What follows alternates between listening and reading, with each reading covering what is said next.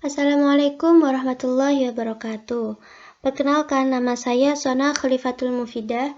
Di sini saya akan mereview buku Good and Man in the Quran, Semantic of the Quranic Weltanschauung karya Toshihiko Izutsu. Selanjutnya saya akan membahas biografi Toshihiko Izutsu.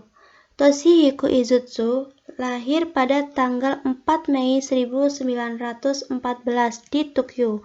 Beliau berasal dari keluarga yang menganut agama Buddha. Ayahnya merupakan master Zen dalam agama Buddha. Ketertarikannya dengan agama Islam dimulai ketika duduk di bangku sekolah menengah atas. Izutsu mempelajari dua bahasa, yaitu bahasa Turki dan bahasa Arab di Tokyo. Beliau juga mempunyai guru Islam yang pertama yang bernama Tataturk. Selanjutnya yaitu cara pandang Izutsu tentang Al-Quran. Al-Quran mengandung beberapa cara sudut pandang yang bisa dilihat secara teologi, psikologi, sosiologi, tata bahasa, tafsir, dan lain-lain. Akan tetapi, Izutsu menggunakan pendekatan semantik dalam penelitiannya. Analisis semantik atau konseptual digunakan untuk mengkaji bahan-bahan yang telah disediakan oleh kosakata Al-Quran. Dengan kata lain, semantik merupakan metodologinya, sedangkan Al-Quran merupakan materinya. Semantik yang dimaksud Izutsu yaitu kajian analitik terhadap istilah-istilah kunci suatu bahasa dengan suatu pandangan yang akhirnya sampai pada pengertian konseptual Weltanschauung. Kata dalam Al-Quran itu tidak sederhana. Kenapa? Sebab kata dalam Al-Quran itu saling terpisah, tapi saling bergantung. Sehingga keteraturan yang menyeluruh sangat kompleks, rumit sebagai kerangka kerja gabungan konseptual. Bisa dicontohkan yaitu kata yaum. Makna dasarnya yaitu hari, tetapi pada beberapa penafsiran menyatakan bahwa yang dimaksud yaum adalah hari akhir, yaitu yaumul qiyamah. Selanjutnya kosakata dan Weltanschauung. Secara etimologi yaitu makna dasar kata. Sedangkan semantik yaitu ilmu budaya. Semua analisis membantu dalam merekonstruksi pada tingkat analitik struktur keseluruhan budaya sebagai konsepsi masyarakat yang sungguh-sungguh ada.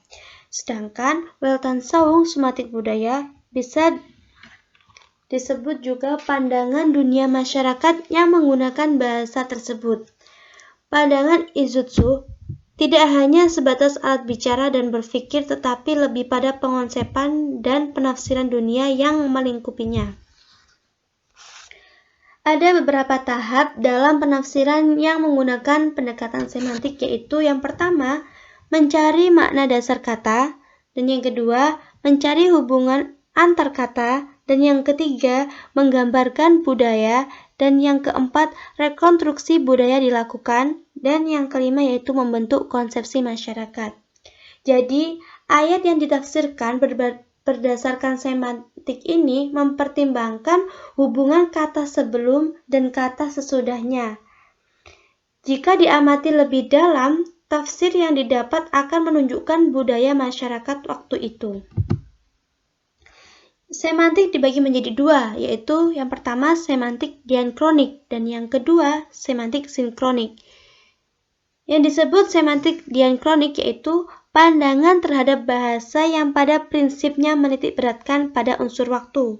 Sedangkan semantik sinkronik yaitu sudut pandang yang melintasi garis-garis historis kata-kata tersebut untuk memperoleh suatu sistem kata yang statis.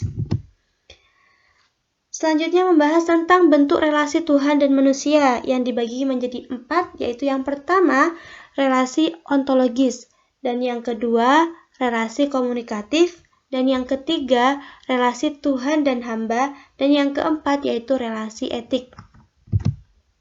Yang dimaksud dengan relasi ontologis yaitu di mana Tuhan sebagai sumber eksistensi manusia yang utama, dan manusia sebagai representasi wujud yang eksistensinya berasal dari Tuhan.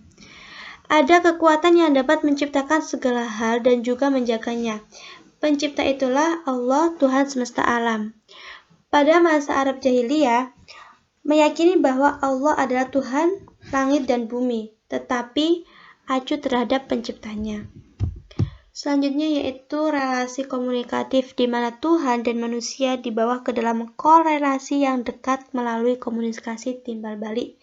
Dan relasi komunikatif ini mempunyai dua cara, yaitu yang pertama, penggunaan bahasa yang dipahami oleh kedua belah pihak. Bisa disebut linguistik atau verbal.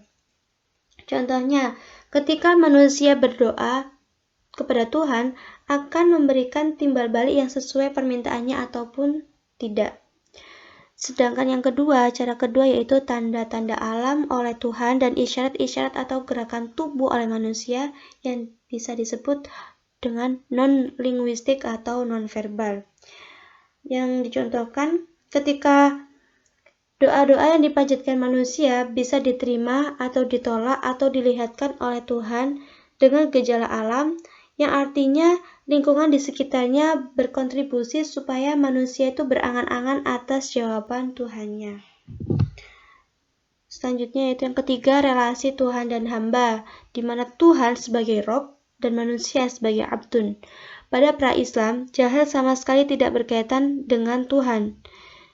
Dan menurut Izutsu itu jahiliyah itu bukan fase sejarah yang mendahului Islam, tetapi sifat seseorang akan kebebasan, kesombongan, dan menolak Tuhan.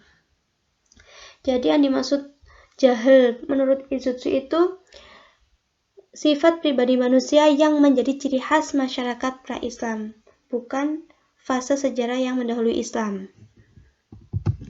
Selanjutnya itu yang keempat, relasi etik. Di sini ada 3 konsep kategori berbeda mengenai konsep etik Al-Quran. Yang pertama yaitu kategori yang menunjukkan dan menguraikan konsep etik di Al-Quran. Dan yang kedua, kategori yang menjelaskan berbagai macam aspek sifat fundamental manusia terhadap Tuhan. Dan yang ketiga yaitu kategori yang menunjukkan tentang prinsip-prinsip dan aturan tingkah laku yang menjadi milik dan hidup di dalam masyarakat Islam. Sekian, terima kasih sudah menonton video ini, semoga bermanfaat.